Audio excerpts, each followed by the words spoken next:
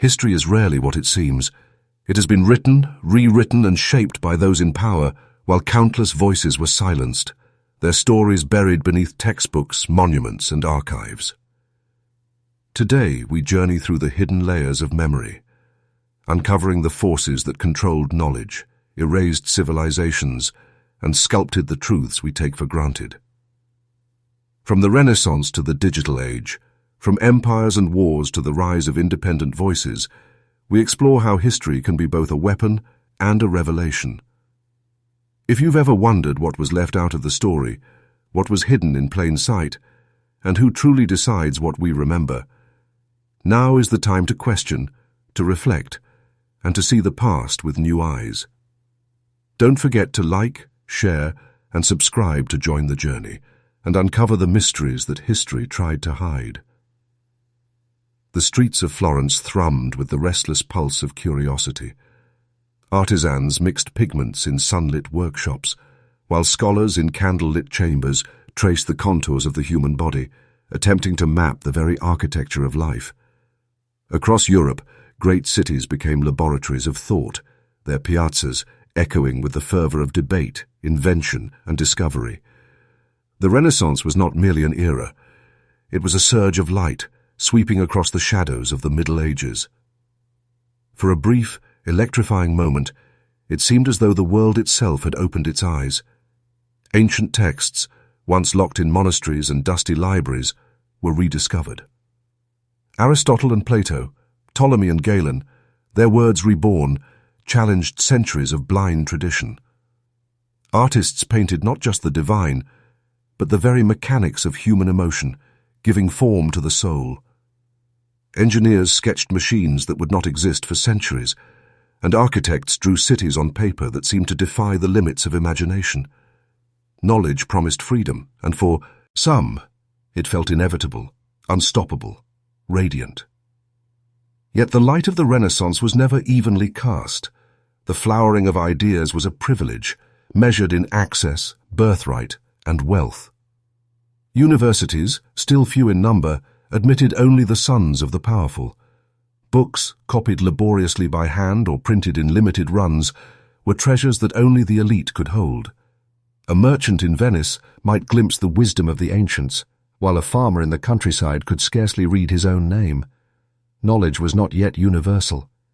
It was a lamp, held high by those with the means to lift it. Even as new ideas surged, old powers held tight to their dominion. The Church, wary of challenges to its interpretation of Scripture, monitored what could be read, copied, or taught. Political leaders, equally cautious, understood that knowledge could awaken ambition, ignite rebellion, or dissolve authority. Freedom of thought was real, but contained, measured, and often perilous. To question too boldly was to court danger, to tread the delicate line between brilliance and heresy. And yet, the Renaissance did not quietly fade. It planted seeds that would grow in the shadows, in secret societies, in the margins of cities, in whispered conversations between scholars. It was a time when the human spirit tasted the thrill of discovery, even if the full feast was denied. Mathematics, astronomy, anatomy, philosophy, all advanced, all transformed, all promising a vision of the world that demanded more than passive faith. The light, though uneven, was unmistakable, a signal that humanity was capable of rising beyond what had been prescribed, beyond what had been feared. The dream of enlightenment was not a promise fulfilled for all, but it was a spark. It was a quiet rebellion against ignorance, a challenge to authority, a whisper that knowledge could be larger than kings, popes, and the boundaries of class. The Renaissance did not make everyone free, but it dared a few to see, and in that daring, it charted the course of centuries to come. For those willing to reach, to read, to question, the light had begun to shine, and no wall, no decree, no censor could ever extinguish it completely. In the heart of Mainz, a city of winding streets and clattering workshops, a quiet revolution began, not with swords, not with armies, but with gears, ink, and paper. Johannes Gutenberg, a man of vision and persistence, unlocked a secret that would ripple across centuries: the ability to reproduce words endlessly, to replicate knowledge with a precision and speed the world had never seen. The press was more than a machine. It was a conduit, a bridge between minds separated by distance, wealth, and time.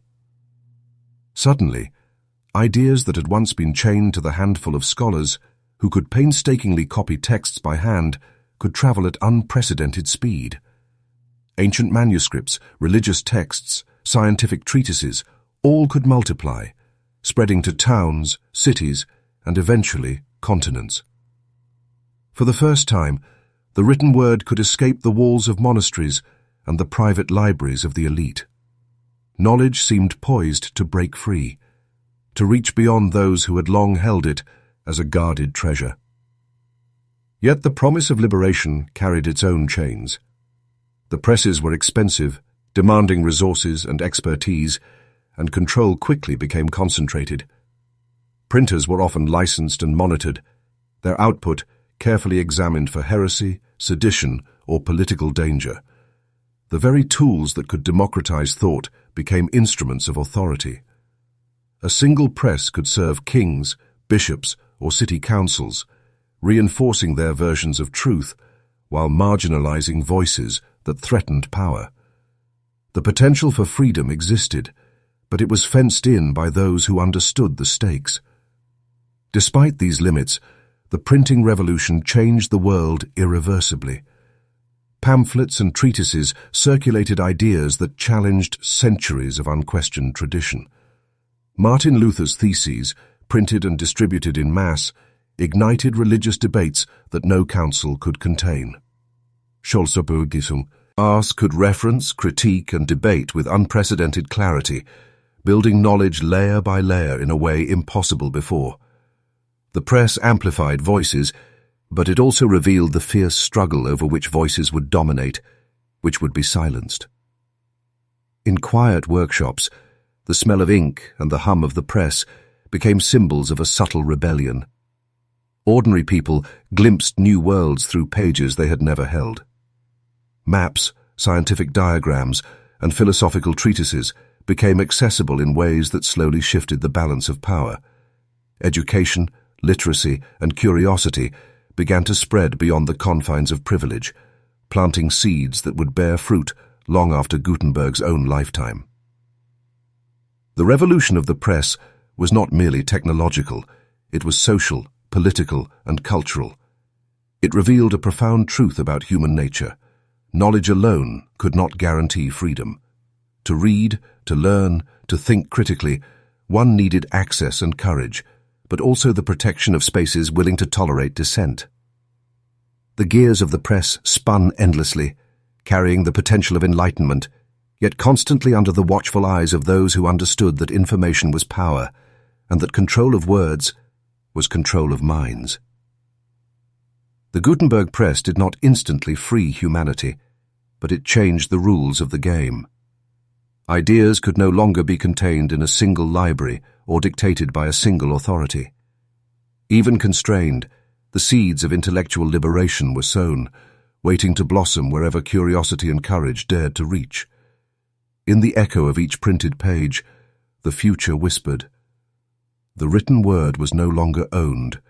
It was a force to challenge, to question, and ultimately to awaken the world. The pages of a book, once bound and stitched by hand, carried power far beyond ink and paper. They contained the ability to shape thought, define morality, and influence the course of nations. And so, as the printing press spread across Europe, a quiet but insidious system emerged. The chains that would dictate what could be read, what could be known, and ultimately, what could be believed. Governments, monarchs, and religious authorities recognized the threat posed by unchecked knowledge. Ideas could challenge faith, question kings, or ignite rebellion. A pamphlet in one city could spark riots in another. A treatise on philosophy could undermine centuries of dogma. In response, they instituted licenses, permissions required before a press could operate or a work could be published. Every printed word now passed through a filter of authority, scrutinized for heresy, sedition, or political danger.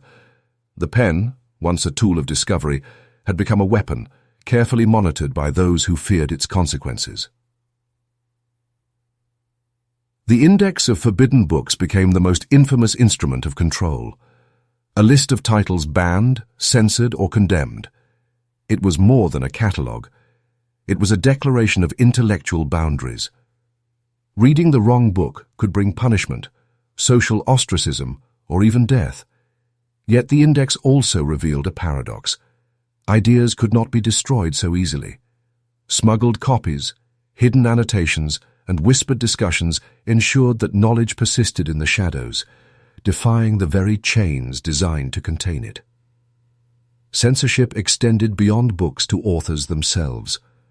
Scholars, scientists, and thinkers lived under constant scrutiny, forced to self-censor or risk persecution. Galileo, condemned for his astronomical observations, became a symbol of the struggle between curiosity and authority. Each act of control was a reminder. The flow of knowledge was never freed. And enlightenment was a privilege guarded jealously by those in power. Yet even in these constraints, human ingenuity found a way. Underground presses printed forbidden works. Scholars copied and circulated ideas in secret. Allegory and metaphor became tools to convey truths too dangerous to speak openly. The chains, though formidable, could not entirely suppress the yearning for knowledge. They merely shaped the way it traveled, subtly, cautiously, and often in ways the authorities could not fully anticipate. In the shadows of censorship, the world began to understand a profound lesson. Control of information is control of perception. Those who dictated what could be read were also dictating how history, science, and culture would be remembered. Knowledge was no longer neutral, it was a battleground. Every approved text, every forbidden title, was a piece in a larger struggle over who would define reality and who would remain silenced. The chains behind the pages were invisible, yet their influence was immense. They reminded the masses that the promise of enlightenment carried a caveat. Freedom of thought could be constrained, ideas could be policed, and even the most brilliant minds could be confined by fear. But within those very limits, resilience thrived. Human curiosity, like water seeping through cracks in stone, found its way. The pages that survived, the ideas that persisted, and the whispers in hidden libraries were the seeds of a revolution that could not be entirely restrained. And so, the chains did more than restrict. They highlighted the power of the written word. They revealed that knowledge, once unleashed, carries its own momentum. Authority could shape its path, dictate its recipients, and even attempt to erase it. Yet the hunger to read, to question, to understand, was a force far stronger than any index, any license, any chain. It was a quiet deal, defiance that would one day help topple the walls of control and ignite the true dream of enlightenment. In the quiet hum of a print shop, beneath the clatter of inked presses and the smell of fresh parchment, the machinery of belief was quietly forged. Books, pamphlets, and broadsheets, once celebrated as vessels of knowledge, began to take on a different purpose. They were no longer merely tools for learning. They became instruments of authority, shaping what people thought, what they feared, and what they dared to imagine. The Renaissance had promised a flowering of ideas, a democratization of knowledge. And yet, as print multiplied across cities and kingdoms, the same presses that could illuminate the human mind were quickly enlisted to constrain it. Rulers, monarchs, and church leaders recognized a simple truth: control the narrative, and you control the people. Every printed page became a battlefield between curiosity and conformity, enlightenment and obedience. Pamphlets promoting loyalty to kings, sermons reinforcing religious orthodoxy, and textbooks framing history to glorify the state flooded the public sphere. Print shops became silent armies, churning out volumes that reached homes, schools, and town squares. But with each copy pressed, a subtle manipulation took place. Facts were framed to favor those in power. Dissenting voices were buried in footnotes or erased entirely. Knowledge once free was now curated, sanitized, and delivered with precision. Propaganda was not always blatant. Often it was dressed as education, cloaked in civics manuals, moral lessons, or scientific treatises. Children learned to admire rulers as wise and just, even when history whispered otherwise. Citizens internalized ideologies so deeply that questioning them felt like treachery. And yet, the machinery of persuasion was as elegant as it was insidious, printed in the language of scholarship, credibility, and authority, leaving little room for doubt. Even wars were fought on print, D-pages. Broadsheets and leaflets inflamed nationalism, demonized enemies, and shaped public perception long before any soldier marched. Newspapers, emerging in cities, became another layer of control, selecting what events were reported and how they were framed. The press, instead of serving curiosity, became a mirror of power, reflecting not the truth, but the version those in authority wanted remembered. Yet the human spirit proved resilient. Underground presses quietly circulated banned texts. Scribes copied forbidden works in hidden rooms. Dissenting voices persisted in pamphlets that slipped through the cracks of censorship. The more tightly authorities tried to control thought, the more resourceful people became in evading it. Print, paradoxically, became both a tool of oppression and a weapon of resistance. In these presses, one could see the immense power of narrative. Words shaped beliefs. Texts molded memory. Authority dictated not only what was known, but how it was understood. Every printed page was a lesson in obedience, but also a challenge to those willing to read between the lines. Those who noticed the patterns, the absences, the silences, glimpsed the larger truth. Knowledge could be controlled, but never entirely extinguished. And so, the story of print is twofold. It is the tale of a technology that promised freedom, yet was commandeered to reinforce dominance. A reminder that every medium carries power beyond its surface. In the presses of Renaissance Europe, one could trace the invisible hand guiding thought, and yet also the sparks of rebellion, curiosity, and dissent that refused to be silenced. The printed word had become more than a tool. It was a battlefield of minds, a war over memory, and a quiet testament to the enduring struggle between authority and freedom. When the first ships crested the horizon, carrying men in steel and ambition, the world they entered was already ancient, already thriving. Cities rose from rivers, pyramids pierced the sky, marketplaces buzzed with trade, and knowledge was preserved in manuscripts, oral histories, and the rhythm of everyday life. Yet to the eyes of the explorers, these civilizations were invisible, or, more accurately, they were inconvenient. Europeans arrived with maps drawn in ignorance of the world they were entering, but with intentions that required certainty.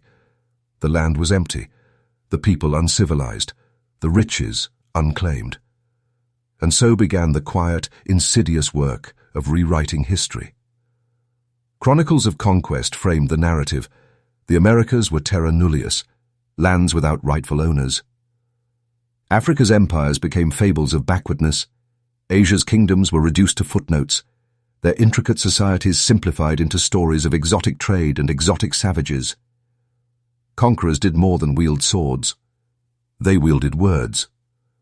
Letters, diaries, royal decrees, and histories written in their own tongue became the permanent record. Indigenous voices were rarely recorded. When they appeared, they were filtered through translators loyal to colonial powers or edited to fit narratives that justified domination. To erase a civilization, one does not only kill its people, one erases their story, reshapes memory, and replaces it with a version convenient to the conqueror. Cities, once vibrant centers of culture, were leveled. Tenochtitlan, a city larger than most European capitals of its time, was reduced to rubble, its temples dismantled, its canals filled. In their place rose plazas, churches, and administrative centers bearing the imprint of European authority. The physical destruction mirrored the intellectual. Codices burned, languages suppressed, histories rewritten. What survived, often a source, arrived in European museums, displayed as curiosities rather than treasures of human ingenuity. Yet even in the shadow of conquest, memory endured. Oral traditions preserved the names of kings, the lineage of rulers, and the marvels of cities destroyed. Artifacts hidden, saved, or smuggled carried silent testimony. And centuries later, scholars and storytellers began to uncover the fragments, questioning the narratives that had long gone unchallenged. The story of conquest is not merely one of blood and territory. It is a story of perspective. What was labeled discovery often meant dispossession. What was recorded as civilization often reflected the lens of a foreign observer. And what was forgotten was deliberate, a choice to overwrite memory and claim dominion not just over land, but over truth itself. In the end, the age of exploration teaches a sobering lesson. History is never neutral. Every voyage, every map, every report carried the power to shape belief, to frame understanding, to decide which civilizations would live in memory and which would fade into silence. And as we revisit these stories, as we study the remnants of lost cities, as we read the oral histories preserved by generations, we begin to see the world not as it was told by the conquerors, but as it truly existed, rich, complex, and alive long before the first ship sailed toward it. The oceans crossed by explorers were vast, but the chasm between reality and recorded history was deeper still. And it is in that chasm that the real story waits, whispered through ruins, remembered in the hearts of descendants, and waiting for those willing to uncover it. In the heart of the Americas, long before European ships reached the horizon, cities thrived with astonishing sophistication. Tenochtitlan rose on a lake, a metropolis of canals and causeways, a marvel of urban planning. Markets buzzed with trade in textiles, gold, and cacao. Temples soared into the sky. Astronomical observations guided calendars, agriculture, and rituals. Knowledge was alive, embedded in every stone, every river, every street. When the conquerors arrived, they brought more than muskets and steel. They carried a worldview that could not comprehend civilizations outside its own. And so, Tenochtitlan, the jewel of the Aztec world, became a target not merely for plunder, but for erasure. Buildings were leveled, temples dismantled, libraries burned, and sacred codices destroyed. The city's knowledge, painstakingly accumulated over centuries, vanished almost overnight. But the destruction was not only physical. In the conqueror's records, the story of Tenochtitlan was rewritten. The people were labeled primitive, their gods deemed false, their achievements dismissed. The narratives painted the invaders as saviors, civilizing a land of savages, bringing religion, order, and progress. Every conquest became a moral tale, a justification not only of violence, but of intellectual erasure. The city itself, once a testament to human ingenuity, survived only as a foundation for new monuments of power. Across continents, similar stories unfolded. In the Americas, in Africa, in Asia, advanced cities and centers of learning fell under conquest. Timbuktu's libraries, filled with manuscripts on science, law, and philosophy, faced looting and neglect. In India, the architectural and scholarly achievements of entire empires were overshadowed by colonial narratives. Knowledge was a casualty of power, and history was rewritten to serve the conqueror's vision. Yet knowledge has a stubborn way of surviving. Oral traditions carried the memory of vanished cities. Artifacts smuggled out of tombs and temples found refuge in distant lands, preserving fragments of science, art, and history. And centuries later, archaeologists and historians began to uncover the truth. These cities were not primitive. They were sophisticated hubs of intellect and culture, vibrant centers of human achievement. The tale of Tenochtitlan and its peers teaches a profound lesson about the fragility of knowledge. Cities are more than stones. They are repositories of memory, of ideas, of civilization itself. And when they are destroyed, the erasure is not only architectural, but epistemic. The conquerors may rewrite chronicles, paint heroes and villains, and erase monuments. But the essence of these cities, the ingenuity, the spirit of learning, cannot be fully extinguished. As we walk the ruins, sift through charred codices, and study the relics hidden for centuries, we realize that history is often what survives the erasure, not what is recorded in official texts. Cities of knowledge may fall to steel and fire, but their memory lingers, waiting for those willing to see beyond the narratives imposed upon them. Tenochtitlan, Timbuktu, and countless other lost cities remind us that civilization is never truly destroyed. It is merely waiting for recognition. In the shadow of conquest, the lesson is clear. The destruction of a city is never just the collapse of walls and monuments. It is the silencing of thought, the burial of ideas, and the rewriting of what humanity once knew. And yet, even in the ruins, the whisper of knowledge survives, beckoning the curious, the relentless, and the seekers of truth to listen, to uncover, and to remember. Long before European maps traced the contours of Africa, the continent was a cradle of extraordinary civilizations, radiant with culture, intellect, and wealth. Cities like Timbuktu glimmered with golden minarets, libraries stacked with thousands of manuscripts chronicling law, medicine, astronomy, and philosophy. The Songhai Empire stretched across rivers and deserts, a hub of trade, governance, and scholarship. Great Zimbabwe rose in stone, a fortress of ingenuity, its walls etched with secrets of architectural mastery and social organization. These were empires not merely surviving, they were thriving, centers of human achievement and global influence. Yet when European powers arrived, the stories of Africa's greatness were erased, overwritten with narratives of backwardness and dependency.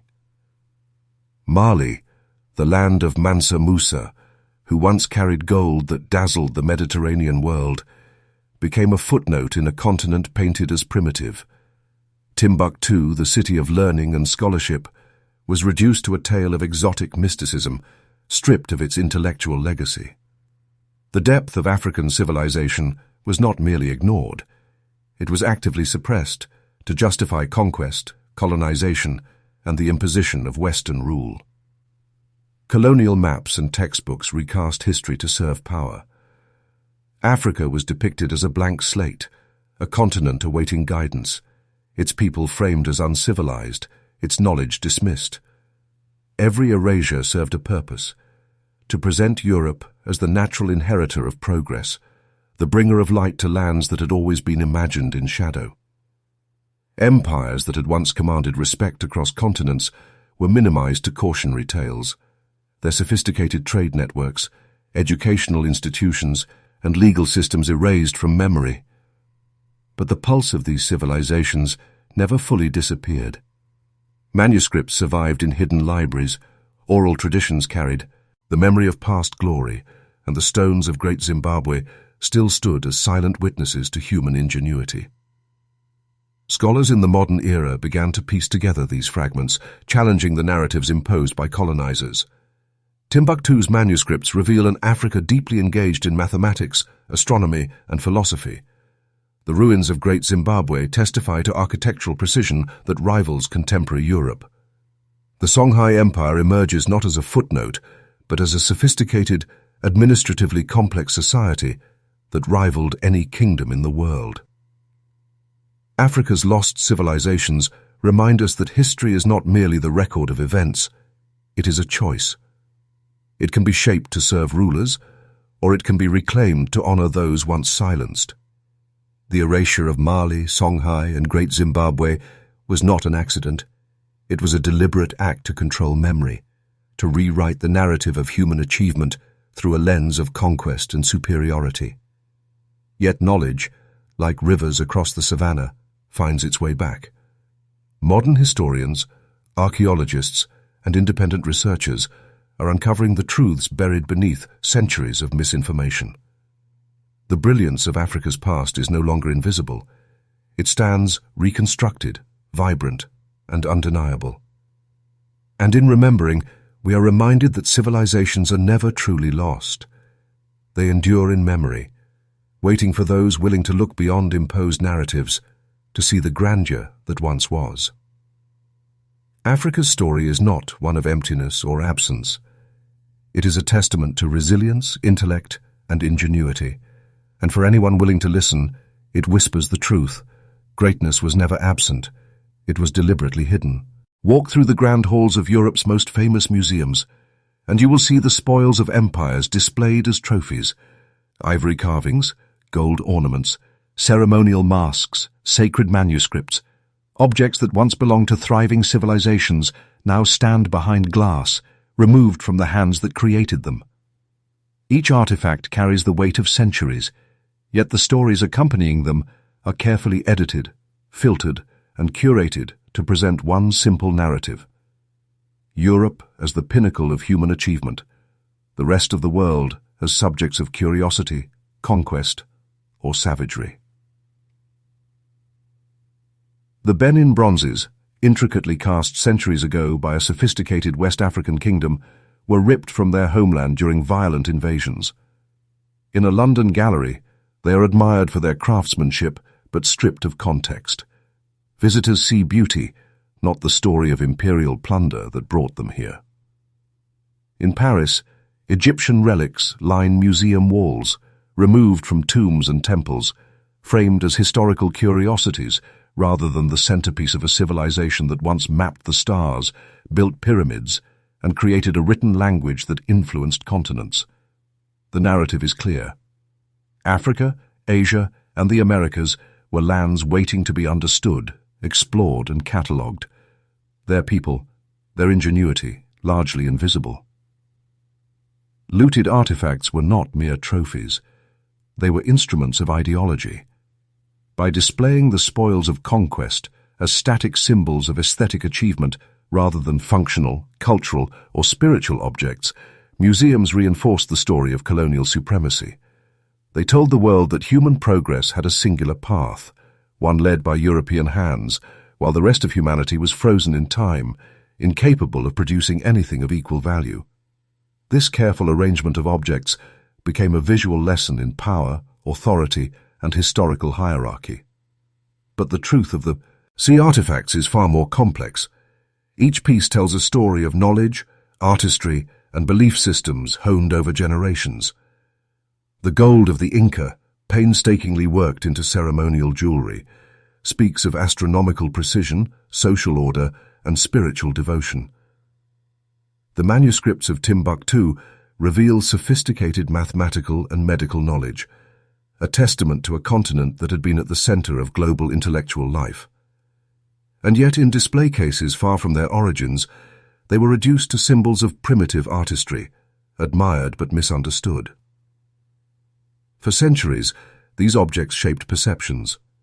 Children learned about Africa, Asia, and the Americas through glass panes and museum placards, absorbing a narrative that valorized conquest and erased indigenous histories. Scholars who questioned these depictions were dismissed, their work ignored or suppressed.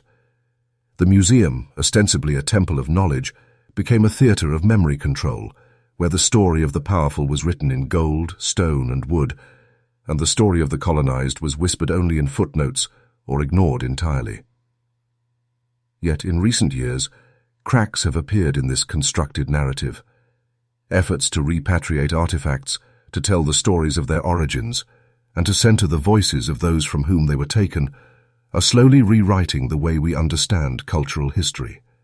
Scholars, activists, and descendants of these civilizations are speaking back, reclaiming not only objects, but the dignity, knowledge, and history that accompany them. Artifacts, once tools of deception, are now gateways to truth. They remind us that human achievement is not the monopoly of a single continent or people, but a shared legacy of creativity, intellect, and spirit. The gold in a museum case is not merely a trophy, it is a challenge, an invitation to look closer, to question the story we've been told, and to recognize that history, like these artifacts, can never be fully understood when stripped from the hands that shaped it. Step into a classroom in a colonial city of the 19th century. The walls are bare, save for maps drawn in the image of empires, their borders neat and unquestioned.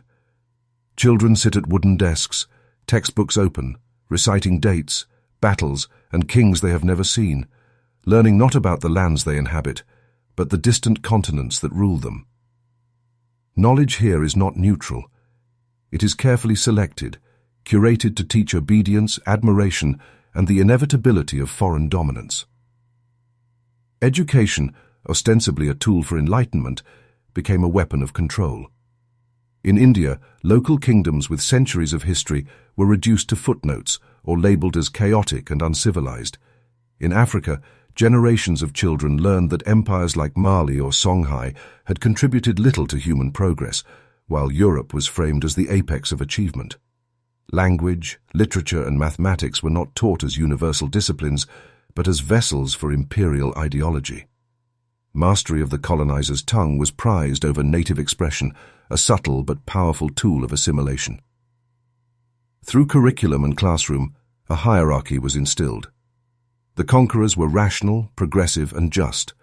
The conquered were backward, in need of guidance, incapable of self-rule. Children internalized this message long before they could question it. History was no longer a tapestry of human experience, but a narrative of authority, designed to erase pride, memory, and identity. Textbooks were more than books. They were instruments of memory control. Maps, stories, and illustrations reinforced the ideology of domination. Heroes of local resistance were vilified, revolts were framed as rebellion or chaos, and centuries of local governance and scholarship were dismissed as inconsequential. The child's mind became a blank canvas upon which the empire painted its vision of the world. By controlling wizard, had children learned, empires controlled what they would believe, what they would value, and even how they would imagine their own future. This manipulation extended beyond facts and dates. Ethics, literature, and science were framed in ways that celebrated European methods and philosophy while devaluing indigenous wisdom. Children memorized European poets, studied Western mathematics, and revered Western inventors, all while the ingenuity of their own ancestors was silenced or ignored. The lesson was clear. Your history, your knowledge, your culture, these are secondary, inferior, and unworthy of serious consideration. Yet even in this carefully constructed system, resistance persisted. Children whispered stories their grandparents told, teachers secretly taught forgotten histories, and manuscripts preserved in private collections kept local knowledge alive. Education, while weaponized, could not fully erase memory. It could bend perception, but it could not completely destroy identity. Today, when we examine post-colonial education, the echoes of this system remain. Curricula around the world still carry fragments of imperial ideology, subtle preferences that shape how generations understand history, progress, and themselves. Recognizing this is not an indictment of learning itself, but a reminder that knowledge is never neutral. Every textbook, every lesson, every classroom carries choices about what is remembered, what is forgotten, and who is granted the authority to define truth. Education, once a weapon, can also become a tool of reclamation. By teaching suppressed histories, celebrating local knowledge, and challenging inherited narratives, new generations can break the chains placed upon them long ago. The classroom can become a place not of subjugation, but of discovery, where children learn not just what the empire dictated, but the full, rich, complex story of their own people, their own land, and their own humanity. The world emerged from the smoke of the First World War, staggering under the weight of destruction, grief, and disillusionment. Entire continents had been reshaped by conflict, yet the story that was told of those years would not be left to chance. It would be curated, edited, and filtered through the lens of power. History, it seemed, was no longer a record of what happened. It was a carefully constructed narrative, shaped by the victors, for the victors. In the aftermath of World War I, treaties were drawn not only on paper, but in perception. Maps were redrawn, nations carved from the ruins of empires, and certain events emphasized or erased to frame a version of the past that justified new power structures. The League of Nations, the Victors' Press, and public monuments all reinforced the stories of heroism and righteousness, subtly silencing stories that challenged them. Millions of deaths, acts of resistance, and local suffering faded into footnotes, overshadowed by the narrative of order restored. 2 decades later, the world would descend once again into chaos. World War II unleashed horrors on a scale unimaginable. Yet even amidst the flames and rubble, control over memory became as strategic as control over territory. Newspapers, radio broadcasts, and newsreels were weaponized. Heroism was celebrated selectively, while inconvenient truths, massacres by Allied forces, colonial exploitation in the war effort, and hidden agreements with former enemies were suppressed or ignored. Conferences like Yalta and Potsdam did more than decide the political future of nations. They framed the historical lens through which those decisions would be remembered. The victors wrote the first drafts, and the first drafts became enduring truths. Archives were curated with care. Documents exposing uncomfortable compromises or atrocities by the winning side were hidden, destroyed, or buried under layers of bureaucracy. Scholars and journalists were given selective access, shaping scholarship that supported the sanctioned narrative. Heroes were elevated, villains demonized, and the complexities of war simplified into digestible morality, plays for the global audience. Education and media became the stage for these carefully constructed narratives. Textbooks across Europe and North America presented sanitized accounts of campaigns and battles. Nations were instructed to remember what the victors deemed worthy of memory and forget what challenged their moral authority. Generations of children grew up reciting names of heroes, applauding victories, and internalizing an understanding of the world that reflected selective truth. But history is rarely obedient. Beneath the official narrative, alternative stories persisted, in diaries, letters, oral testimony, and hidden records. Survivors whispered accounts that contradicted textbooks. Photographs in private albums captured the humanity and horror often omitted from official reels. Slowly, scholars began to peel back layers of curated memory, revealing the lives, choices, and suffering that had been hidden from public view. The story of the world wars reminds us that history is never merely a chronicle of events. It is a battlefield of memory, a contest between those who can control the narrative and those who refuse to be silenced. And even today, decades later, as archives are reopened and previously suppressed truths surface, the tension between memory and power continues to shape how we understand the most defining conflicts of the 20th century. History, as the world wars teach us, is not only what happened, it is what someone chose to remember and what someone else must fight to uncover. As the guns fell silent across Europe in 1945, the world believed the nightmare of the Third Reich had ended. Cities lay in ruins, concentration camps had been liberated, and the scale of human suffering was unimaginable. Yet behind closed doors, a different story unfolded, one where morality was exchanged for opportunity, and the architects of terror became architects of the next era of global power. In the shadows of victory, the United States launched Operation Paperclip. Hundreds of Nazi scientists, engineers, physicists, rocketry experts, and even those complicit in horrific experiments were quietly brought to America. Their crimes were carefully overlooked, their histories sanitized. In return, they offered something invaluable: expertise that could propel the United States into a new technological and military era. Werner von Braun, once a figure tied to forced labor and V-2 rockets, became the father of America's space program, building the rockets that would eventually carry men to the moon. The USSR was no different. Soviet intelligence scooped up German scientists, engineers, and military officers, integrating them into their own programs. Hidden laboratories became incubators of knowledge gained from the same war that had devastated their lands. The very men who had unleashed terror on the Eastern Front were now quietly shaping the future of Soviet missile technology and scientific research. This clandestine repurposing of human talent was more than pragmatism. It was a profound rewriting of moral memory. Official narratives of the war glorified victory and painted the Allies as righteous liberators.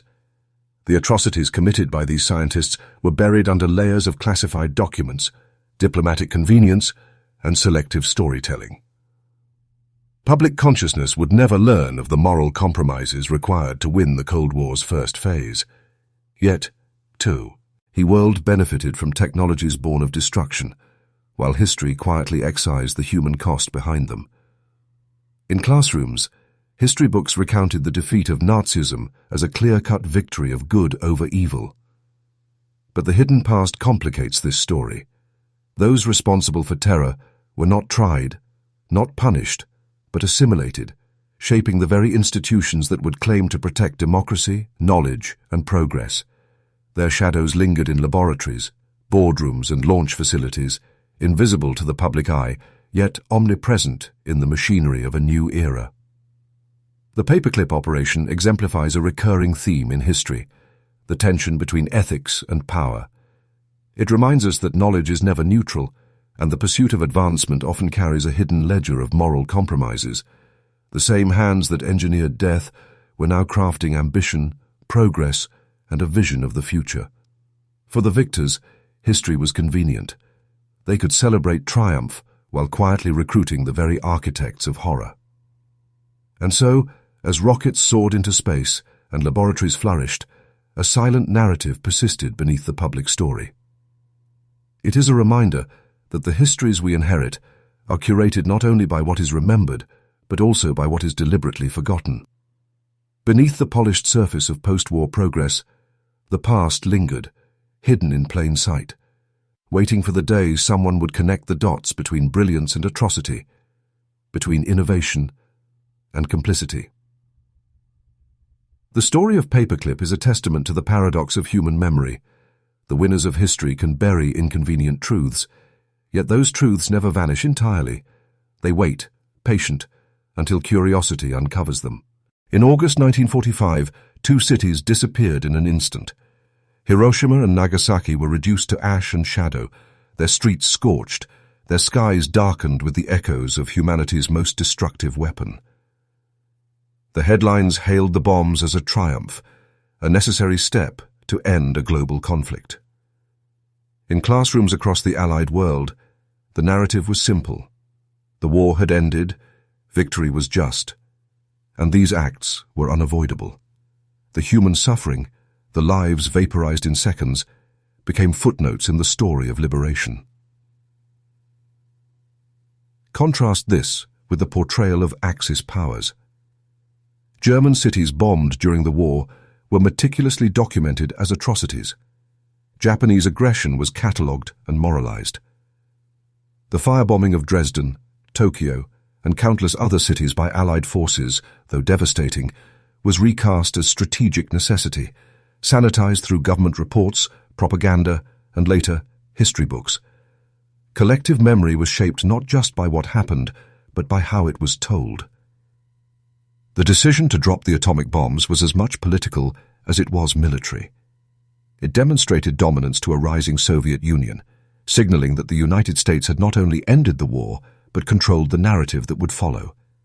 As survivors' testimonies slowly emerged, the official story remained focused on the necessity of saving lives, glossing over the ethical quandaries of targeting civilians and the long-term suffering caused by radiation. Histories of Axis crimes, however, were vivid, detailed, and relentlessly framed as moral failures. One side's atrocities were humanized, contextualized, even justified. The others were demonized and magnified. This selective memory illustrates how power shapes history. Events are never merely recorded. They are interpreted, edited, and packaged to reinforce legitimacy. The firebombing of Tokyo killed over 100,000 civilians, yet textbooks often describe it in sterile military terms. Hiroshima and Nagasaki became symbols of progress, sacrifice, and strategic brilliance, rather than sites of profound human tragedy. The world was taught to admire the technological mastery while minimizing the moral ambiguity. And yet, the silenced voices persisted. Journalists, historians, and survivors slowly peeled back the layers of bias. Diaries, photographs, and letters revealed the sheer human cost, challenging the narrative that necessity absolved atrocity. These accounts forced society to confront a bitter truth. History is not impartial.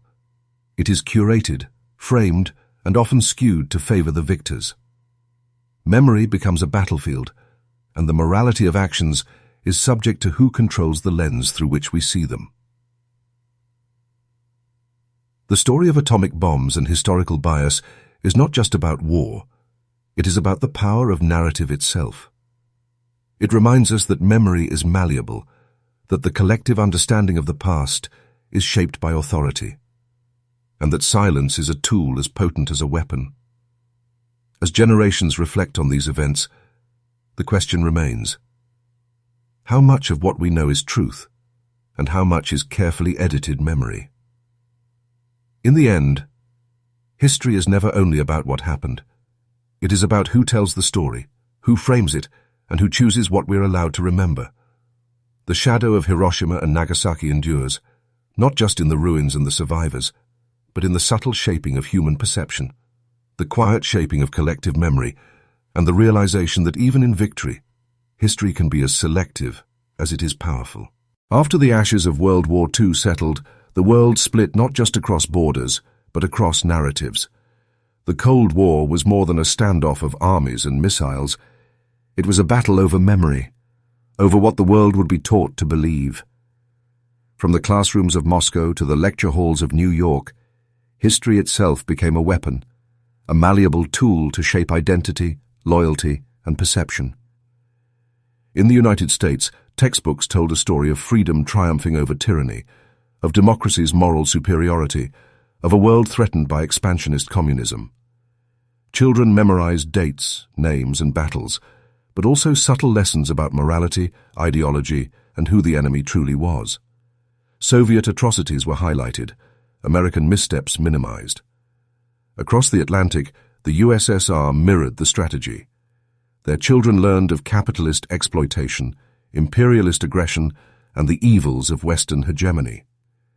Heroes were recast, villains reshaped, and the line between truth and ideology blurred. Every detail mattered. Museums curated exhibits that praised one side while condemning the other.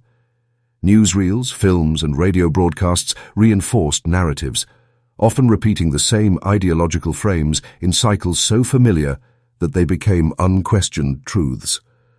The war of memory was fought silently, with precision, and with the intention of shaping generations. Citizens were not merely informed, they were molded to believe in a specific reality. Yet memory is never fully controllable. Behind the carefully edited curricula, cracks began to show. Underground literature circulated, dissenting voices whispered in private, and foreign broadcasts, Voice of America, Radio Free Europe, pierced the official narrative. People began to question, to compare, to notice the contradictions. The more rigid the system tried to control perception, the more curiosity it sparked among those willing to search beyond state-approved truths. Cold War memory battles were not confined to ideology. They affected culture, art, and science. Soviet textbooks glorified state achievements in space and industry, while the West highlighted capitalist ingenuity. Libraries stocked selective works, and research was guided subtly by political priorities. The contest was subtle but pervasive. Every monument, every museum exhibit, every school lesson was part of the architecture of belief. By the 1980s, the cracks widened further. Technology allowed access to foreign perspectives, enabling glimpses of alternate narratives. The world began to see that history was not a monolith, but a contested space where truth was fractured, filtered, and framed by power. Memory itself became a battlefield, and understanding it required patience, skepticism, and courage. The Cold War's legacy is not only in treaties, alliances, or nuclear arsenals. It lives in the way we think about history, in the stories we accept without question, and in the realization that every narrative carries an agenda. When power dictates memory, every generation inherits not just knowledge, but a carefully constructed version of reality, one that feels natural because it has been repeated often enough to be unquestionable. In this era, history became less about recording facts and more about shaping perception. And even as the Cold War ended, its memory battles remain a cautionary tale. That controlling the past is often more powerful than controlling the present, and that the mind of a child may be the most contested battlefield of all. The Cold War was not fought only in the skies or across oceans. It unfolded quietly in galleries, libraries, and lecture halls. Behind closed doors, agencies like the CIA orchestrated campaigns that transformed culture into a subtle, almost invisible weapon. The battlefield was the human mind itself, and the medium was art, literature, and academia.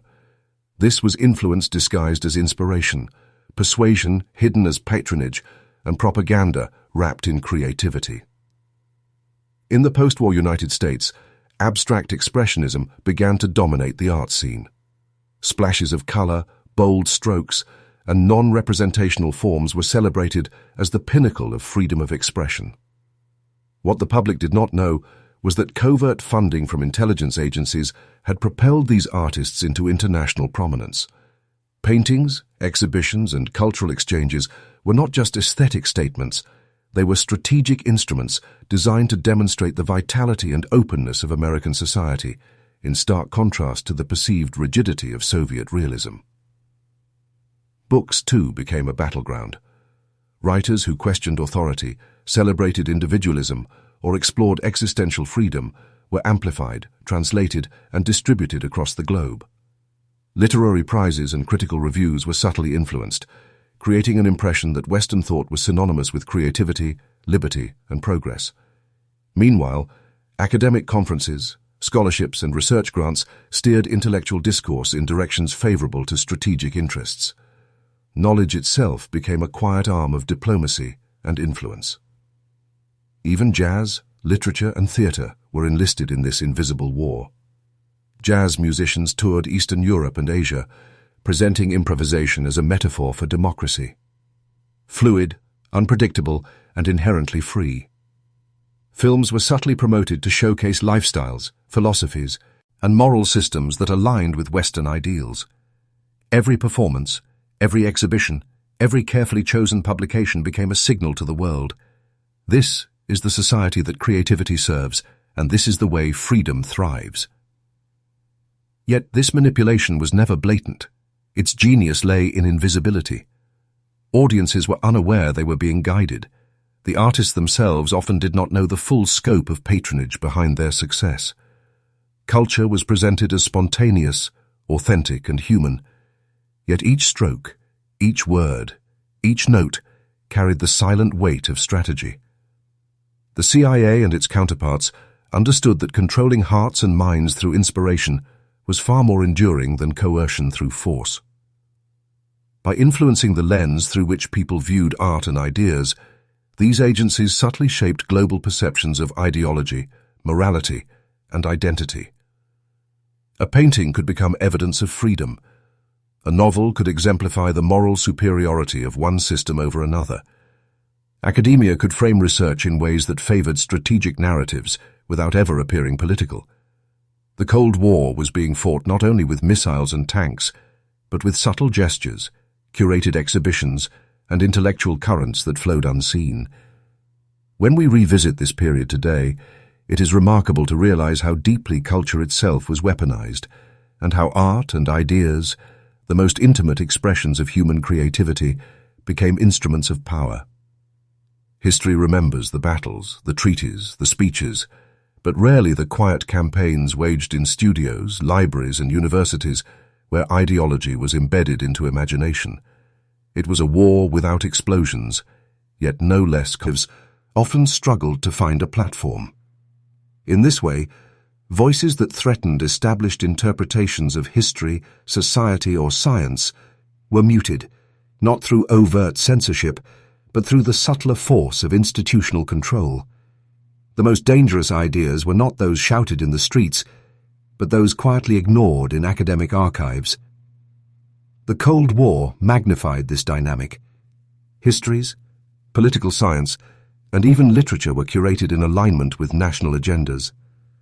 Research that painted allied nations in favorable light, that justified intervention, or that highlighted the perils of ideological enemies, received resources, attention, and acclaim. Meanwhile, narratives that questioned the morality of power, exposed inconvenient truths, or amplified marginalized voices were relegated to the margins. A generation of scholars, brilliant yet constrained, produced work that subtly reinforced the worldviews of those who controlled the academic apparatus. Even in the post-colonial world, academia often mirrored these pressures. Universities in newly independent nations grappled with curricula shaped by former colonizers. Which histories were taught, which languages were used, and which sources were deemed authoritative, all reflected lingering power structures. The stories of empires, revolutions, and peoples were filtered, selectively preserved, or erased entirely. Knowledge in these spaces was never neutral. It was political, cultural, and deeply contested. Yet the influence of power was not absolute. Many scholars resisted, quietly preserving archives, documenting oral histories, and writing works that challenged dominant interpretations. Their efforts, often underfunded and underappreciated, became seeds of a broader intellectual awakening. In time, these alternative voices would find audiences beyond traditional academia, amplified by the digital revolution, challenging centuries of curated narrative. Academia, it turns out, is a mirror, not just of intellect, but of the forces that shape the world. Funding, influence, and publication may dictate which histories survive and which fade into obscurity. Every journal article, every research project, every thesis carries a trace of unseen authority. Yet, in the cracks of this controlled landscape, independent inquiry persists, reminding us that knowledge is never entirely contained. And so, history itself, what we learn, what we remember, is often filtered through layers of influence. To understand the past, we must look not only at the sources, but at the hands that determined which sources mattered, which voices were amplified, and which were silenced. In academia, as in the world, power and memory are inseparable. History is never written in ink, it's printed in power. Across nations, classrooms became quiet theaters of control. The textbook, that simple object on every desk, turned into one of the most effective instruments of persuasion in human history. It told children who the heroes were, who the villains had been, and what stories deserved to be remembered. When empires fell and new flags rose, history was rewritten not on battlefields, but in schools. Monarchies became freedom fighters, revolutions became progress, and invasions were softened into words like civilization and discovery. The victor's truth was gently folded into the minds of generations until memory itself served the state. In 19th and 20th century Europe, textbooks glorified national unity while silencing the scars of conquest. In colonial territories, they became tools of erasure, teaching children to look up to their oppressors and doubt their own ancestors. Entire civilizations were reduced to footnotes, their achievements credited to distant powers. A single image, a map, a line of text could decide whose identity would survive. Governments funded education reforms not to enlighten, but to align. Textbook committees filtered facts, omitting what did not serve the narrative. Even science and geography were reshaped. The center of the world conveniently placed at home. The line between education and indoctrination blurred until truth itself became patriotic. But beneath the polished pages, cracks formed. Teachers questioned what they were told to teach. Students noticed the gaps, the silences between the lines. In the late 20th century, decolonization movements began rewriting their own histories, reclaiming stories buried by empire. They turned the textbook into a battlefield of memory, where the past was no longer dictated but debated. Today, that struggle continues. While digital media promises diversity, algorithms still echo the same old powers. The faces on the covers may change, but the hand that edits the story often remains unseen. Because every nation teaches its children a version of the truth, one that keeps the story intact and the questions contained. For centuries, vast swaths of human history were hidden beneath layers of imposed narratives. Empires, conquerors, and colonial powers had long dictated what the world remembered, and just as importantly, what it forgot. The voices of entire nations were muffled, their stories rewritten to serve distant agendas. But a quiet revolution was beginning to stir, one that did not rely on armies, governments, or textbooks sanctioned by the powerful. It began in the minds and pens of postcolonial scholars, independent researchers and thinkers determined to unearth the truths long buried. In India, scholars revisited the British Raj not as a period of benevolent infrastructure, but as a deliberate system of extraction, exploitation, and suppression. They explored famines engineered or exacerbated by policies, economic systems designed to funnel wealth abroad, and cultural practices forcibly altered or erased. By piecing together diaries, letters, and local records, these historians reconstructed a narrative long denied to the people themselves. The story of India was no longer a tale told from the view of the conqueror. It was the lived memory of the colonized. Across Africa, writers and historians reclaimed kingdoms and civilizations that European textbooks had conveniently ignored. The empires of Mali, Songhai, and Great Zimbabwe were no longer footnotes. They became subjects of scholarly research, celebrating mathematics, architecture, and trade systems far older and more sophisticated than outsiders had ever credited. Languages once suppressed became vehicles for truth, as literature, oral histories, and academic works began to emerge in native tongues. Knowledge that had survived in whispers and local memory finally gained a stage. In Latin America, the liberation of historical memory was equally profound. Histories of coups, foreign interventions, and massacres, events obscured by diplomatic euphemisms like stability or protection, were meticulously chronicled by independent researchers. Archives long forgotten were dusted off, eyewitness accounts recorded before they vanished with time. The voices of peasants, activists, and indigenous communities began to echo in libraries, journals, and public discourse, rewriting the map of collective memory. This reclamation was not merely about documenting events, it was about restoring dignity. To reclaim the past is to affirm the presence of those who had been silenced, to recognize the complexity and humanity of communities written out of history. Scholars challenged the neat, linear stories of conquest, revealing layers of resistance, adaptation, and cultural continuity that had survived despite centuries of suppression. The digital age amplified this movement exponentially. Blogs, podcasts, independent publications, and social media became tools for sharing these stories with a global audience.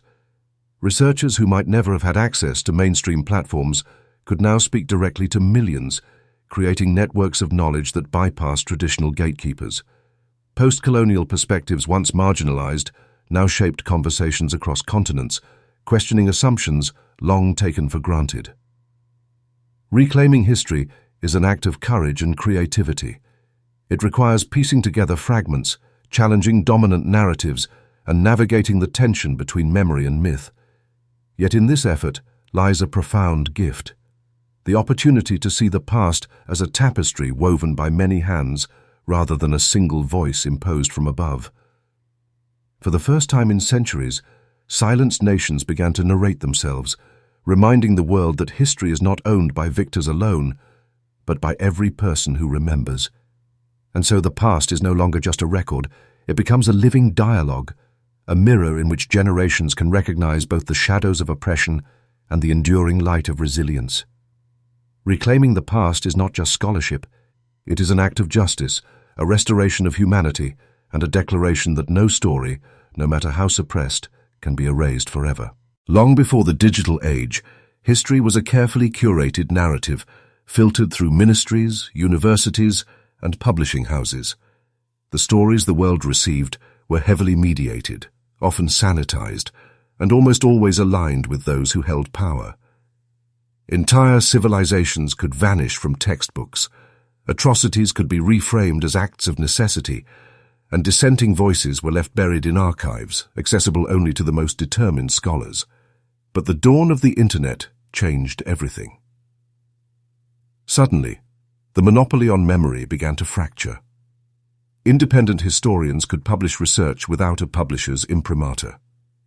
Podcasters could interview witnesses, experts, and even ordinary citizens who had survived events erased from official narratives.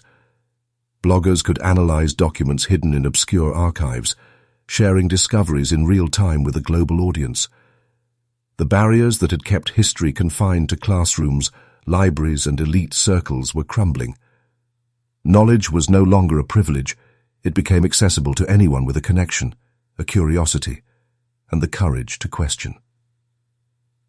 In living rooms around the world, history was being rewritten, not by governments, but by individuals armed with archival photos, scanned documents, and first-hand accounts. A student in Lagos could watch a video about the riches and complexity of the Mali Empire. A teacher in Buenos Aires could listen to a podcast detailing CIA interventions in the 1970s, bypassing censored textbooks. A teenager in New Delhi could read about engineered famines under colonial rule and trace the economic policies that caused them. The past, once rigidly policed, became fluid, contested, and intensely personal. Platforms like YouTube, TikTok, and independent newsletters democratized storytelling. History was no longer presented solely as a linear sequence of events. It became multidimensional, interactive, and immersive. Visual archives, digital maps, and reconstructed timelines allowed audiences to explore contexts, question accepted truths, and witness patterns that textbooks had ignored. The new historians were not always credentialed scholars, yet their impact was undeniable. Authenticity was no longer guaranteed by a university seal. It was measured by depth, diligence, and a willingness to confront inconvenient realities. This revolution also empowered previously marginalized voices. Indigenous communities could share their histories in their own languages. Descendants of colonized peoples could document cultural practices erased by imperial rule. Survivors of hidden atrocities could speak freely, their testimony amplified far beyond the reach of traditional institutions. The Internet did not just record history, it became a vessel for collective memory, a living archive shaped by those who had long been silenced. Yet this unprecedented freedom came with new challenges. The flood of information meant that truth and speculation flowed side by side. Algorithms amplified the sensational over the rigorous, sometimes creating distorted versions of reality. But even in this chaos, there was opportunity. Critical thinking became essential, discernment a skill as vital as literacy itself. The digital revolution forced audiences to engage actively with history, to question the sources, and to piece together fragments from multiple perspectives. In the end, the Internet did more than connect people. It reconnected humanity with its own past. It gave power to the storytellers who had been denied platforms for centuries and transformed memory from a tool of control into a space for exploration. The digital revolution did not just preserve history, it liberated it, inviting every curious mind to examine, challenge, and participate in the stories that defined us. And perhaps for the first time, history was no longer just a record. It was a conversation, open to all who dared to listen. In the quiet corners of Europe, long before the age of mass media, a different kind of knowledge was taking root.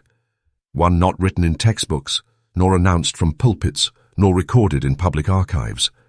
This knowledge moved in whispers, in symbols etched into stone, in the hidden geometries of cathedrals, in the rituals of societies that claimed no thrones, yet wielded influence beyond measure. Among them, The Freemasons stood out, not as rulers, but as builders of ideas. Emerging from the guilds of medieval stonemasons, the Freemasons were craftsmen, architects, and artisans who understood the power of structure, not just of stone, but of thought. They did not seek to dominate kings or control armies. Instead, they encoded wisdom into the very fabric of cities, monuments, and public spaces, leaving a trail of intellectual breadcrumbs for those willing to notice. In their lodges, initiates studied the secrets of geometry, the philosophy of the ancients, and the ethics of enlightenment. Symbols, eyes, pyramids, compasses, and golden ratios, became language, a hidden dialogue between those who could read it. Walk through the streets of Washington, D.C., and the evidence is everywhere. The Washington Monument rises like a stone needle piercing the sky, an obelisk whose roots echo the temples of ancient Egypt. The streets themselves follow precise alignments, framing sightlines toward hidden symbols, whispering truths to those who understand. Even the US dollar carries signs. A pyramid crowned by the all-seeing eye, Latin phrases hinting at a new order of the ages, not decoration, but encoded memory. These are not coincidences. They are deliberate, patient, and enduring. The Freemasons' influence was subtle yet profound. They did not erase history. They layered it. While governments and institutions chose what to highlight and what to forget, the Masons created parallel streets, arms of memory. A cathedral carved with astronomical precision, a public building with geometrical codes, a ritual passed quietly in candlelit halls, all were repositories of knowledge, independent of state or empire. To the casual observer, they were merely beautiful structures or ceremonial routines. To the initiated, they were guides, offering insight into the truths that lay beneath surface narratives. Yet this secrecy was not meant to exclude. It was a method of preservation. By encoding wisdom in symbols rather than books, the Freemasons protected knowledge from destruction, censorship, and the shifting tides of politics. Even as empires rose and fell, revolutions raged, and history was rewritten in classrooms and archives, these symbols remained. They waited for those curious enough to question, observant enough to see, and patient enough to understand. Across centuries, thinkers, scientists, and leaders, Washington, Franklin, Mozart, Voltaire, interacted with this hidden network. Their influence, in part, flowed from the careful cultivation of critical thinking, ethical responsibility, and reverence for knowledge that transcends power. The Freemasons did not tell the world what to believe. They taught the world how to think. And in that teaching they reshaped history, silently, invisibly, but with a reach that endures to this day. In a world obsessed with visibility, the Freemasons remind us that some of the most powerful truths are not broadcast, but encoded. They exist in plain sight, yet require a mind attuned to see beyond the obvious. For those willing to decode, to question, and to observe, the hidden layer of history reveals itself, not as dogma, but as an invitation. The story of humanity is not only in words written in books, but in the geometry of cities, the patterns of monuments, and the symbols patiently waiting for discovery. And in those discoveries, the past speaks quietly, insistently, and without censorship. Across the world, some of history's most enduring truths are not written in books, nor spoken in speeches, but silently carved into stone, hidden in plain sight, waiting for the curious to notice. Symbols, ancient, persistent, and deliberate, have been humanity's way of encoding memory, protecting knowledge from the decay of time and the manipulation of power. The obelisk, the all-seeing eye, sacred numbers like 7, 13, or 33, they are not coincidences. They are vessels of meaning, layered with intention, whispering secrets to those willing to see. Consider the obelisks scattered across the globe. First raised in Egypt, these towering stone monoliths were more than monuments. They were cosmic markers, bridges between the heavens and the earth. When these same forms appear in Washington, D.C., and Paris, or in the Vatican, They are not merely decorative, they are deliberate connections to ancient knowledge, a silent dialogue across centuries. Standing before them, one cannot help but feel the weight of history, the sense that knowledge has been preserved despite wars, revolutions, and empires that sought to rewrite the past. Then there is the all-seeing eye, perched atop the pyramid of the US dollar, or embedded in countless works of art and architecture. It is explained away as divine oversight, yet its recurrence across cultures, centuries, and continents suggests something deeper. A code, a map of memory, a signal to those willing to look beyond the obvious. To understand these symbols is to see history differently, not as a straight line, but as a hidden layer of knowledge carefully preserved for generations. Sacred numbers, too, carry hidden meaning. The number 7 recurs in the Judeo-Christian tradition, echoing cycles of creation. 13 is embedded in architecture, rituals, and even currencies, hinting at concepts that extend beyond simple superstition. In Freemasons, Henri, the number 33 signifies mastery, wisdom, and initiation into deeper understanding. These numbers, repeated carefully in stone, in alignment, in sacred spaces, serve as a mnemonic for those attuned, a subtle instruction hidden in plain sight. Symbols are not static. They are alive in their ability to provoke questions, to guide perception, and to preserve memory outside the control of rulers or institutions. While textbooks can be rewritten, archives destroyed, and speeches manipulated, a carved symbol, an alignment of streets, or the geometry of a cathedral quietly endures. It is a form of historical resilience, a second layer of history waiting for those patient enough to decode it. And it is precisely this resilience that makes symbols so powerful. They do not demand belief, they invite inquiry. The ancient architects, the Freemasons, the hidden societies across centuries, they understood that knowledge imposed is knowledge fragile. But knowledge discovered, recognized, and questioned is knowledge that survives, enduring across generations. A child may pass a monument daily, unaware of its significance, until one day, perhaps decades later, curiosity sparks, and suddenly history speaks anew. In every obelisk, every triangle, every sacred number, the past is quietly encoded. It tells of civilizations lost, of ideas suppressed, and of truths carefully preserved.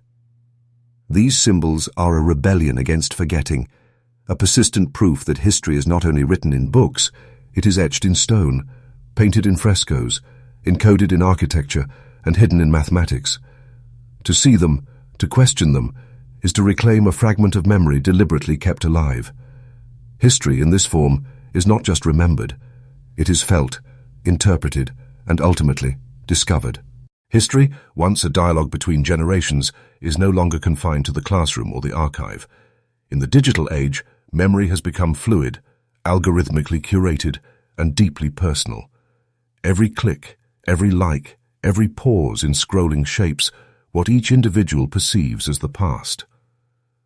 Social media platforms and artificial intelligence have transformed history from a collective narrative into a stream tailored to the mind, preferences, and biases of the user.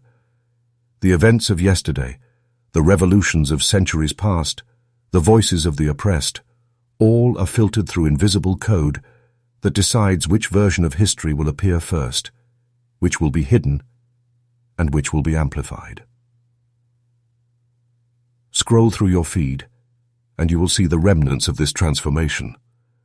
A single historical event, the Vietnam War, the French Revolution, the fall of empires, appears not as a single truth, but as a collage of images, articles, memes, and videos. Each piece has been weighted by engagement, optimized for clicks and retention.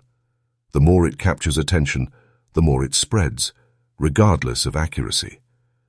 A well-crafted story, a viral post, or a controversial opinion becomes the lens through which thousands, even millions, experience the past. The result is a history uniquely tailored, yet increasingly fragmented.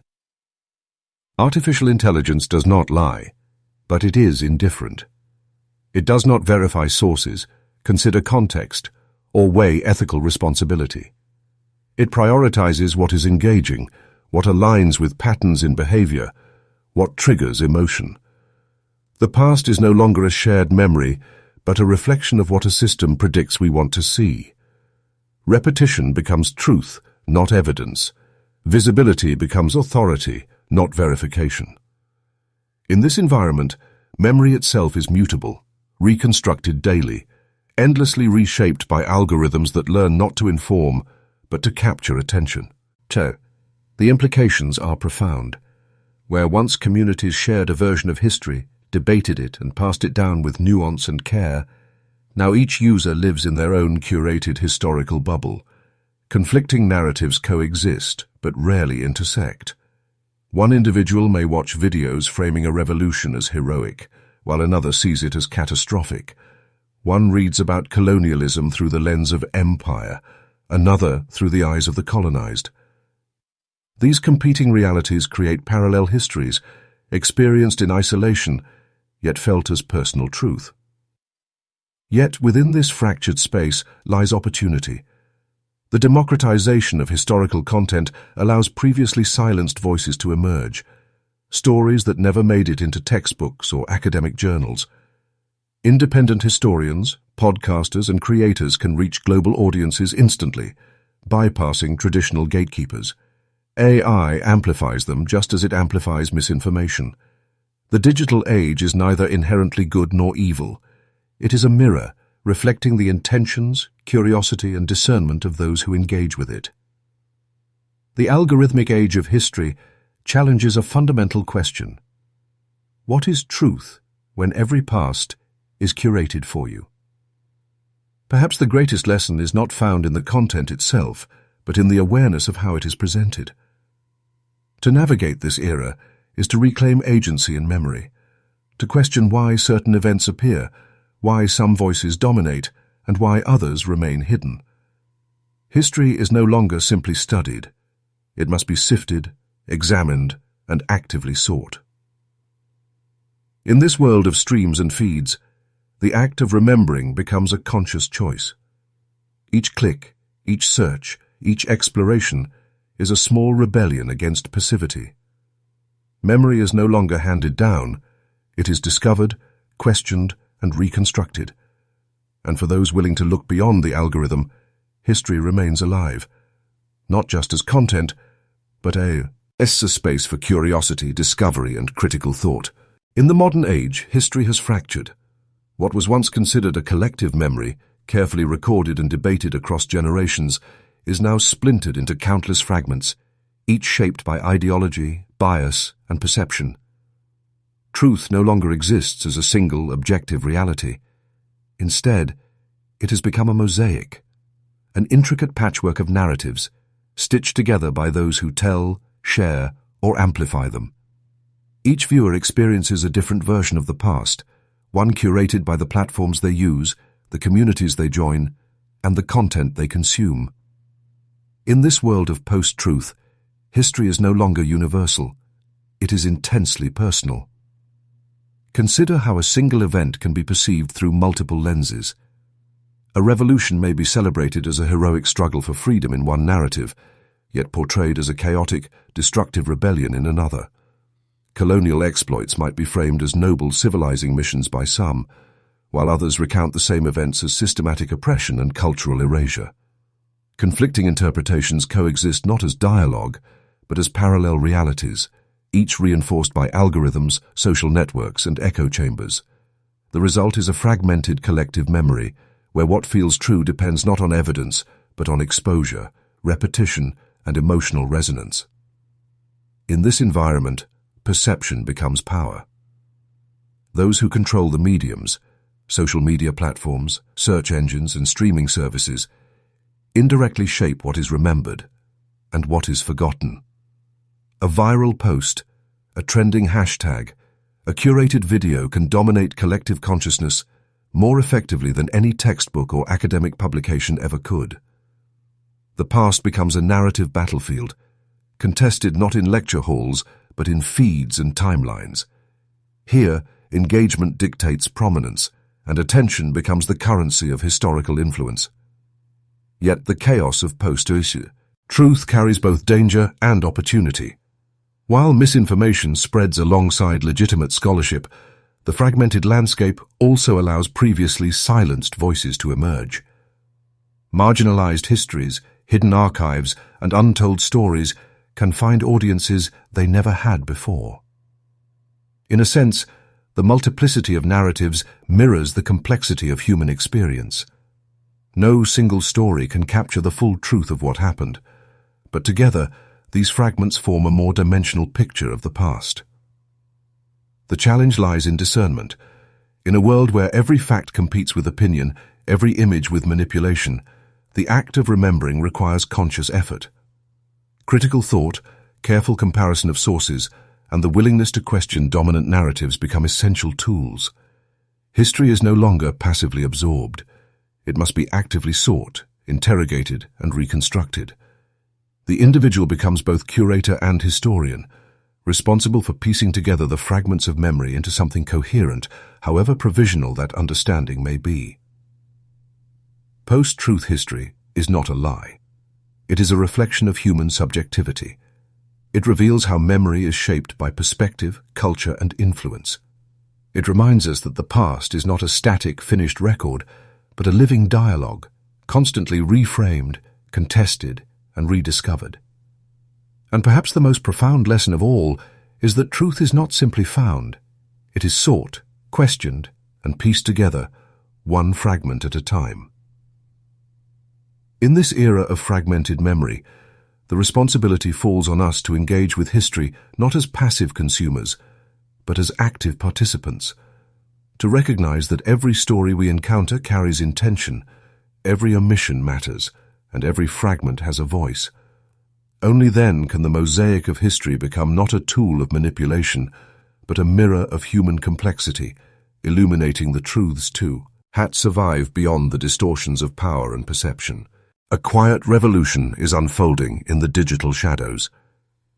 Beyond the polished studios, the government-sanctioned channels, and the academic journals, independent voices are rising. Individuals unbound by traditional gatekeepers, determined to tell stories that have long been silenced or overlooked.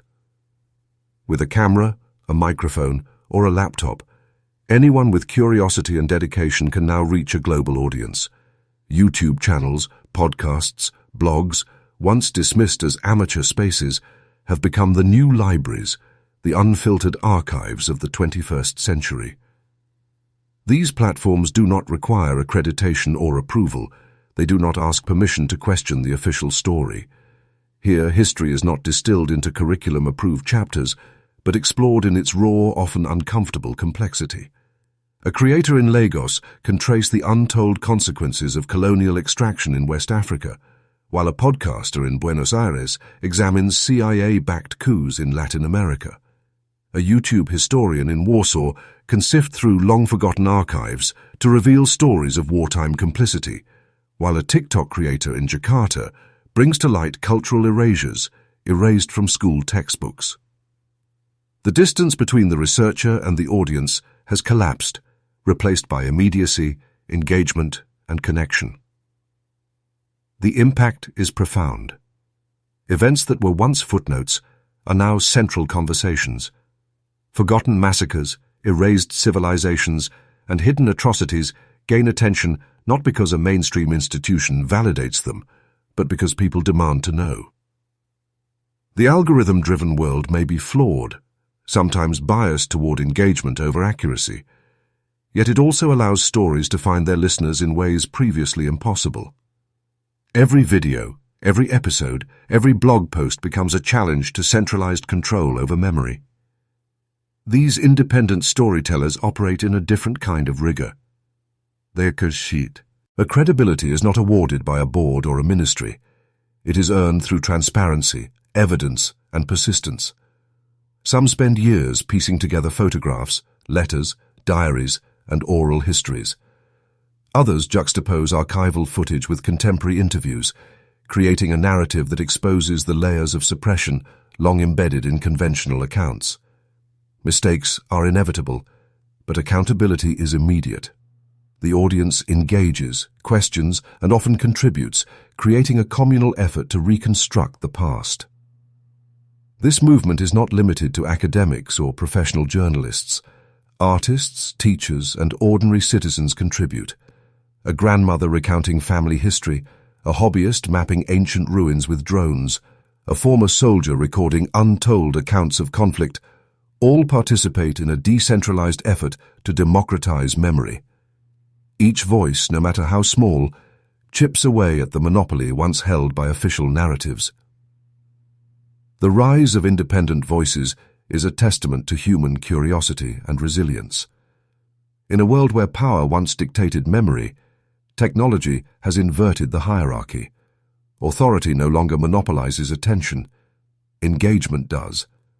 And the new historians, unpaid, unendorsed, uncompromised, remind us that history belongs not to governments or institutions, but to those who seek it with courage and persistence.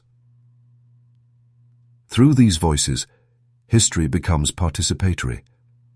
The past is no longer a passive inheritance, but a living dialogue, shaped by inquiry, debate, and revelation. And in this awakening, the lessons are clear. Truth, when pursued freely, refuses to remain hidden forever. Even if the textbooks remain silent, even if monuments ignore the stories, the people have found a way to remember, to record, and to reclaim the history that was almost lost. History, at first glance, seems like a simple record of what happened. Dates, battles, treaties, and discoveries, neatly packaged into textbooks, museums, and documentaries. But the deeper you look, the more you realize that every narrative is a product not just of events, but of power. Who gets to tell the story? Who funds the research? Whose voices are amplified, and whose are silenced? Shapes what we remember and what we forget. Memory is not a mirror. It is a lens, often colored by authority, ambition, and ideology. Governments, institutions, and wealthy patrons have long recognized this.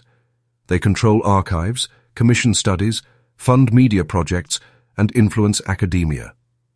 Through these levers, they decide which perspectives enter public consciousness. A conquest may be celebrated as heroism in one account and condemned as atrocity in another.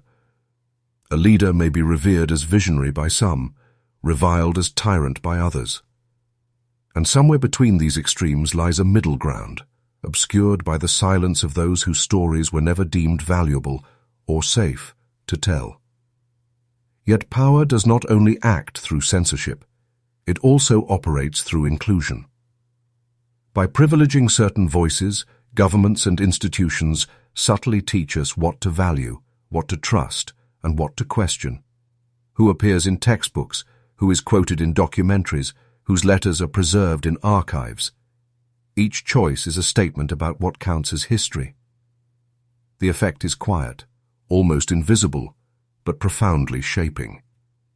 Students memorize stories not because they are neutral, but because they have been filtered, curated, and approved. And once a story is repeated enough, it ceases to feel like interpretation. It becomes truth itself. Understanding this dynamic changes the way we approach the past. It forces us to ask not only what happened, but who is telling me this? Why are they telling it? And who benefits from this version of events? Critical listening becomes an act of liberation. Each question challenges the invisible hierarchies that have long dictated memory, revealing the motivations behind the narrative and the silences between the lines. Independent researchers, journalists, and storytellers increasingly expose these mechanisms. They compare archives, juxtapose media from opposing sides, and recover voices buried by neglect or suppression. In doing so, they demonstrate that history is never monolithic. It is a contested terrain, shaped by negotiation, struggle, and perspective. The very act of questioning becomes revolutionary, not against events themselves, but against the concentration of authority over how those events are remembered. Ultimately, power and memory are inseparable. The stories we inherit are never neutral. They are curated by human hands, shaped by human agendas. To engage with history responsibly is to acknowledge these forces, to listen beyond the official narrative and to seek out perspectives that were deliberately marginalized. In this way, memory becomes active, participatory, and accountable. And when we do this, we reclaim a freedom that is older than any institution, the right to understand the past on our own terms, and to see the world not just as we are told it was, but as it truly might have been. Flowing in neat chapters from one era to the next, wars are catalogued, empires rise and fall, and treaties are etched into the pages of textbooks. But beneath this orderly facade lies a quieter, more personal truth. History is not just what happened. It is what we remember, what we choose to honor, and what we dare to question. To write your own history is to claim that space, to assert that memory is not the property of rulers, victors, or institutions. It belongs to the living. Every act of remembering is, in its essence, an act of resistance. To recall a story that was once dismissed, buried, or rewritten is to challenge the authority that sought to control memory. Across centuries, countless voices have been silenced, not through violence alone, but through erasure, omission, and neglect. The child taught to memorize a selective past, the citizen fed only a filtered narrative, the scholar denied access to archives, each of these lives quietly under the weight of someone else's memory. And yet, the human impulse to remember cannot be so easily contained. Writing your own history begins with questioning. Who decided what counts as truth? Whose achievements are celebrated and whose suffering is ignored? Whose version of the past has been repeated so often that it feels natural, even inevitable? By asking these questions, we begin to untangle the layers of control that have long shaped collective memory. And as we do, we find the fragments left behind: diaries, oral histories, letters, photographs, whispers in archives. And we begin to reconstruct a fuller, richer picture of the past. This process is not purely academic. It is deeply human. It requires empathy to inhabit perspectives that were marginalized or suppressed. It demands courage to speak truths that may challenge established authorities.